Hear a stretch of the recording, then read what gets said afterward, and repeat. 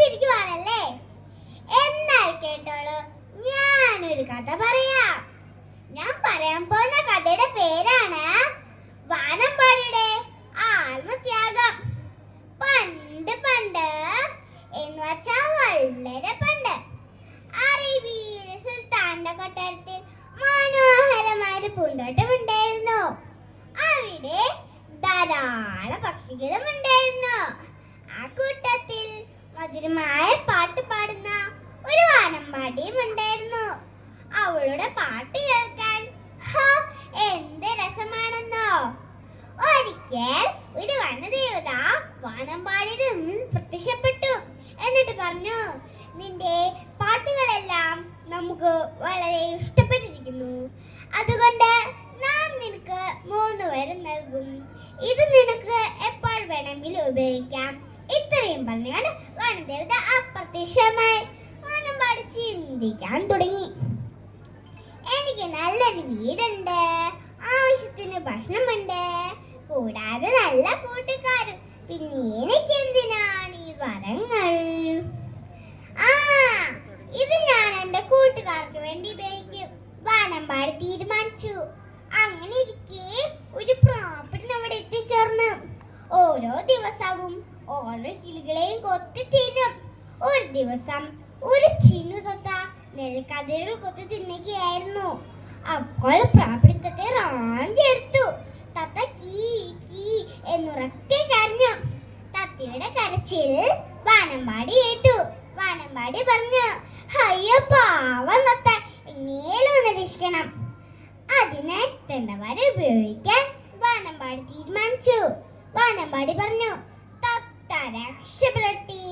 തത്ത വീർത്ത് വീർത്ത് വള്ളുതാകാൻ തുടങ്ങി. തത്തയുടെ ഭാരം താങ്ങാതാകാതെ പ്രാപ്പിടി തത്തയെ താഴെ ഇട്ടു. അങ്ങനെ തത്ത രക്ഷപ്പെട്ടു.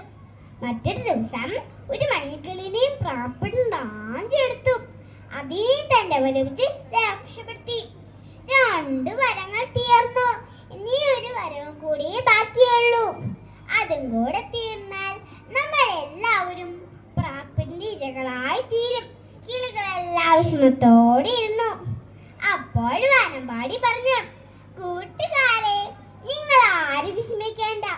നിങ്ങൾക്ക് വേണ്ടി എന്റെ ജീവൻ ബലി കഴിക്കാൻ പോലും ഞാൻ തയ്യാറാണ്. ഇത്രയും പറഞ്ഞുകൊണ്ട് വാനമ്പാടി മറ്റൊരു മരക്കൊമ്പിലേക്ക് പറന്നിരുന്നു. മനോഹരമായ പാട്ട് പാടി. ഇതുവരെ പാടിയ പാട്ടുകളേക്കാൾ അതിമനോഹരമായിരുന്നു അത്. അപ്പോഴാണ് പ്രാപ്പിടി നദി വഴി വരുന്നത്. പ്രാപ്പിടി വാനമ്പാടിനെ കണ്ടിങ്ങനെ ചിന്തിച്ചു, എല്ലാ ദിവസവും എന്റെ ഒരാളെ രക്ഷപ്പെടുത്തുന്ന ഇവൻ തന്നെയാകട്ടെ എന്റെ ഇന്നത്തെ ഇര. ഇത്രയും പറഞ്ഞുകൊണ്ട് പ്രാപ്പിടി വാനമ്പാടി റാഞ്ചെടുത്തു. പ്രാപ്പിടിന്റെ കൂർത്ത അകങ്ങൾ വാനമ്പാടി ശരീരത്തിൽ ഉറച്ചു കയറി. വേദന കൊണ്ട് പിടിയുമ്പോഴും വാനമ്പാടി മനസ്സിൽ ഇങ്ങനെ ചിന്തിച്ചു, ഇനി ഒരു വരവും കൂടിയേ ബാക്കിയുള്ളൂ. അതെനിക്ക് വേണ്ടി ഉപയോഗിക്കണോ, അതെന്റെ കൂട്ടുകാർക്ക് വേണ്ടി ഉപയോഗിക്കണോ? വാനമ്പാടി മനസ്സിൽ പറഞ്ഞു, എന്റെ മാംസ വിഷമുള്ളതാകട്ടെ. വാനമ്പാടി ഇവിടുന്ന് പിടഞ്ഞു മരിച്ചു. അതൊന്നും അറിയാതെ വാനമ്പാടിയുടെ മാംസം ആർത്തിയോടെ കൊത്തി തിന്ന പ്രാപ്പിടിന് മരിച്ചു വീഴും. കൂട്ടുകാരെ, ഈ കഥയിൽ നിന്നും എന്താണ് മനസ്സിലാക്കേണ്ടത്? സ്വന്തം ജീവൻ ബലി കഴിക്കും മറ്റുള്ളവരെ രക്ഷിക്കുന്നതാണ് യഥാർത്ഥ സ്നേഹം. വാനമ്പാടിനെ പോലെ തീരുവാൻ നമ്മളെ ഓരോരുത്തരുടെയും ഈ കുരുന്ന ഹൃദയങ്ങളെ ഈശ്വരൻ ഒരുക്കട്ടെ. നന്ദി, നമസ്കാരം.